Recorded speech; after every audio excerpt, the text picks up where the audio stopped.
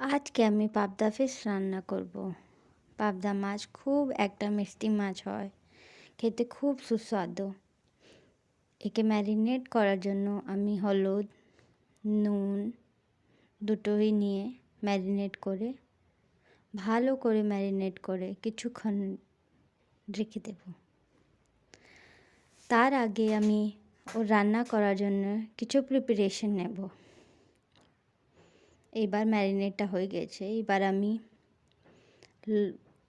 লসুন, লঙ্কা, আদা তিনটেকেই মিক্সিং জারে নিয়ে পেস্ট করে নেব।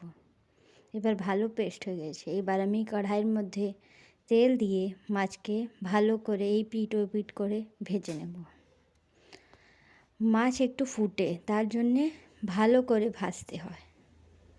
এবার আমি কালো জিরা, তেজপাতা দুটোই ওই তেলের মধ্যে দিয়ে প্রিপেয়ার্ড মশলা, তার আগে আমি একটু পেঁয়াজ দেব। তারপরে একটু পেঁয়াজ লাল হয়ে গেলে আমি ওই প্রিপেয়ার্ড মশলাটা দিয়ে দেব। এবার মশলাকে একটু ভেজে আমি তার মধ্যে হলুদ, জিরে আর ধনিয়া গুঁড়ো দিয়ে দেব। এবার ভালো করে ভাজতে হবে।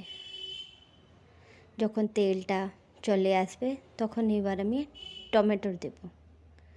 একটু টমাটার গলে যায়, তার জন্য আমি নুন দিচ্ছি। নুন আপনি স্বাদ অনুসার রাখতে পারেন। এবার মশলা থেকে তেলটা বাইরে চলে এসেছে। এইবার আমি মশলার মধ্যে একটু জল দেব। আপনি নিজের মতন জল দিতে পারেন। এবার জল ফুটতে লেগেছে। এবার আমি মাছ দিয়ে একে ভালো করে ঢেকে 2 থেকে 3 মিনিট রান্না করব। তারপরে মাছ তৈরি